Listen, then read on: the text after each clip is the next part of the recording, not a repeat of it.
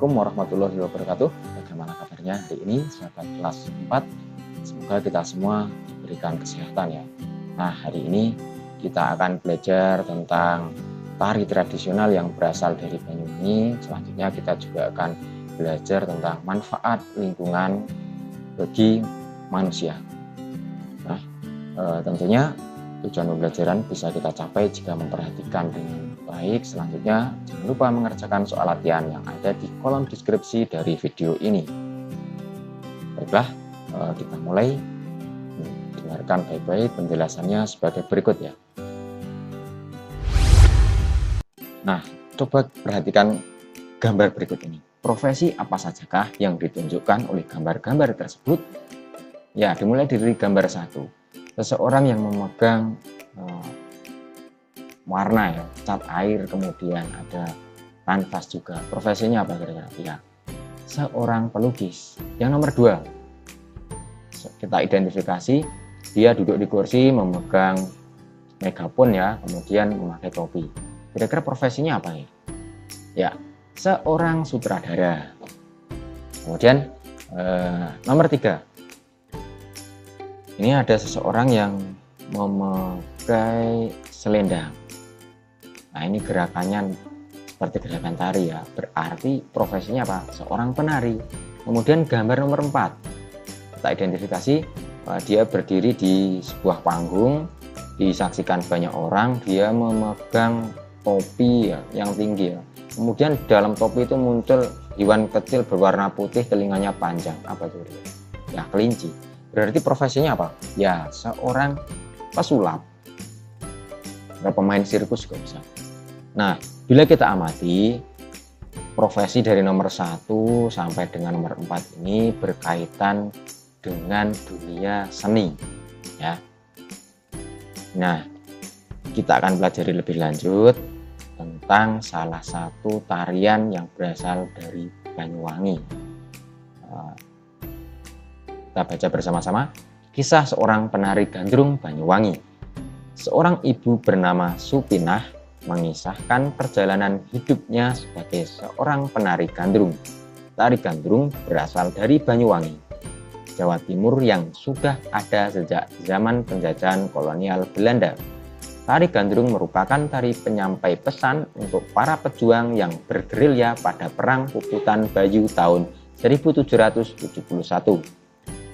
Oleh karenanya, pada awal penari gandrung adalah laki-laki. Pada tahun 1895, mulai muncul generasi penari gandrung wanita.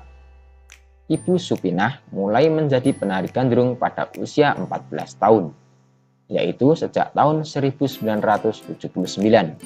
Ibu Supinah belajar pada sebuah kelompok tari gandrung yang dipimpin oleh Akidah, yaitu Gandrung Akidah. Di sana, Ibu Supinah belajar dengan rajin sehingga dalam waktu yang tidak terlalu lama diperkenalkan menari di pentas. Saat itu, Ibu Supinah sering tampil di pentas untuk acara-acara tertentu seperti undangan atau perkawinan yang biasa digelar di masyarakat Banyuwangi. Ibu Supinah tidak pernah menyesali keputusannya untuk menjadi seorang penari gandrung. Ibu Supinah bangga karena tari gandrung melambangkan kesuburan.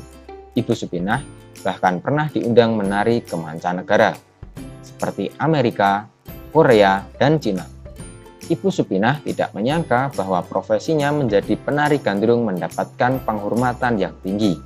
Ibu Supinah bangga telah mengenalkan budaya Indonesia kepada masyarakat di mancanegara. Nah, selanjutnya kita jawab pertanyaan yang ada di buku siswa. Pertanyaan nomor 1, apa nama dan asal daerah dari tari yang menjadi profesi Ibu Supinah? Ya, Banyuwangi ya. Kemudian nama tarinya itu tari gandrung. Nomor 2, apakah peran tarian tersebut pada saat perjuangan melawan penjajah? Ya, tari gandrung merupakan tari penyampai pesan untuk para pejuang yang bergerilya pada Perang Puputan tahun 1771. Kemudian, sikap dan nilai apa sajakah yang ditunjukkan oleh Supinah sebagai seorang penari daerah? Ya, Ibu Supinah bangga karena tari gandrung melambangkan kesuburan. Selanjutnya pertanyaan nomor 4, menurutmu nilai, sikap, dan keterampilan apa saja yang diperlukan untuk menjadi seorang penari? Ya, sikapnya contohnya bekerja sama, jujur, dan tanggung jawab. Nilainya ya melestarikan profesi penari, kemudian ya mengerti peluang juga. Kemudian keterampilan, ya, gerakannya luas, dapat memadukan antara kostum dengan tarian. Nah, nomor 5 ini, cobalah lakukan beberapa gerakan tari gandrung atau tari khas daerahmu. Nah, kalian bisa mencoba sendiri, kemudian difotokan dan tunjukkan pada guru kalian. Nah, selanjutnya ada puisi yang bercerita tentang keindahan tarian ya. Coba kita baca bersama-sama. Puisi penari karya Has Cahya Trilion Laksono. Anggunnya gerak tubuhmu, lentiknya jemari-jemari berpadu indah. Derap langkah gemulai, hentakan irama mengalun syahdu. Lirikan mata yang tajam, berubah sekejap menjadi indah. Kibasan selendang emas bergoyang perlahan, meliukan leher mengundang kekaguman. Menari dan terus menari, dengan senyum dan ketulusan. Gerakanmu sungguh indah karena engkau menari dengan hatimu. Nah, selanjutnya kita pahami puisi tersebut dengan cara menjawab pertanyaan berikut ini. Apa judul puisi di atas? Siapakah penulisnya? Ya, puisi judulnya Penari karya Has Cahya Trilion Laksono. Terdiri atas berapa baitkah puisi penari? Ya, ada 6 bait. Kemudian terdiri atas berapa bariskah puisi tersebut? Nah, ada 12 baris. Kemudian nomor 4, bercerita tentang apa puisi penari. Buatlah sebuah paragraf yang menceritakan isi penari tersebut. Nah, ini puisi tersebut menceritakan penghayatan dan keterampilan seorang penari yang berhasil memancarkan keindahan. Nomor 5, buatlah sebuah gambar yang menggambarkan kisah dalam puisi penari. Nah, puisi tadi kan bercerita tentang gerakan tarian, berarti kita bisa membuatkan gambar sederhana yang berhubungan dengan penari, contohnya semacam ini. Nah, selanjutnya kita identifikasi gambar-gambar ini merupakan tarian dari mana saja, mulai dari gambar yang pertama yang ada di sebelah kiri, ya, tari pendek dari Bali. Kemudian sampingnya bawa piring, ya, ini tari piring dari Sumatera Barat. Kemudian bawahnya ini, ya, ini dari Jawa Timur. Ini tari apa kira-kira? Ya, remo dari Jawa Timur. Kemudian yang paling bawah sendiri, pojok kanan, ini gerakannya cepat, ini berasal dari ujung barat Indonesia. Kira-kira mana? Ya, tari saman dari Aceh. Nah, itu tadi penjelasan singkat tentang tarian yang berasal dari Banyuwangi, dan kita sudah belajar. Selanjutnya kita lanjutkan pembelajaran hari ini, bahwa Indonesia itu memiliki keragaman budaya, kemudian keragaman sumber daya alam, kekayaan alam, bentuk permukaan bumi juga beraneka ragam. Nah, untuk lebih jelasnya tentang penampakan permukaan bumi, kemudian manfaat sumber daya alamnya, coba kita amati penjelasan videonya sebagai berikut ini. Makhluk hidup terdiri atas tumbuhan, hewan, dan manusia. Manusia memerlukan tumbuhan dan hewan untuk memenuhi kebutuhan hidupnya. Hewan dan tumbuhan dikelola manusia sedemikian rupa sehingga memberikan manfaat bagi kehidupan manusia. Tumbuhan dan hewan merupakan sumber daya alam hayati. Keberadaannya akan terus-menerus ada sepanjang tidak terjadi peristiwa yang membuat punah.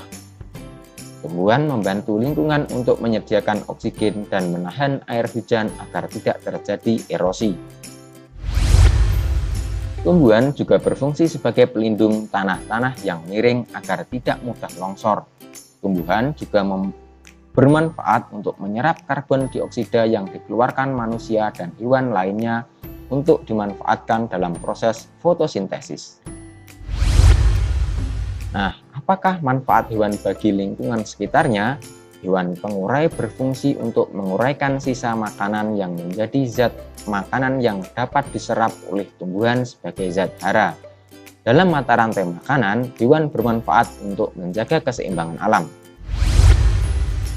Tumbuhan dan hewan sebagai sumber daya hayati memiliki manfaat yang banyak bagi kehidupan manusia. Beberapa manfaat tersebut sebagai berikut ini. Yang pertama, sumber bahan pangan. Hewan yang merupakan sumber makanan manusia antara lain sapi, ayam, udang, dan ikan. Sedangkan tumbuhan yang menjadi sumber makanan antara lain sayuran, buah-buahan, dan palawija seperti padi, kedelai, dan jagung. Nah, selanjutnya bahan sandang atau pakaian. Bahan pakaian yang digunakan manusia berasal dari serat tumbuhan dan hewan. Contoh tumbuhan yang dimanfaatkan seratnya adalah kapas. Sedangkan hewan yang dimanfaatkan seratnya adalah ulat sutra dan domba. Serat-serat hewan ini diolah menjadi benang, kemudian dipintal dan ditenun menjadi kain. Nah, setelah menjadi kain dijahit, ya ini kemudian menjadi pakaian dijual. Yang selanjutnya, peralatan rumah tangga. Banyak perabot rumah tangga terbuat dari kayu yang berasal dari tumbuhan keras. Contohnya, kayu dari pohon jati, cendana, mahoni, dan pinus. Selanjutnya, produk kesehatan. Tumbuhan dan hewan dapat dimanfaatkan sebagai bahan obat-obatan. Berbagai tanaman obat seperti kunyit, jahe, temulawak, dan kumis kucing dimanfaatkan sebagai obat. Beberapa jenis hewan juga dimanfaatkan untuk obat-obatan seperti kadal, kelelawar, dan cacing. Ini cacing ini kan ketika kita kena tipes. Nah, itu tadi penjelasan tentang pemanfaatan sumber daya alam yang ada di sekitar kita. Sumber daya alam dapat dikelompokkan menjadi dua, hayati dan non-hayati. Hayati itu yang hidup ya. Contohnya ya hewan, tumbuh-tumbuhan, manusia. Dan non-hayati itu seperti air, tanah, udara.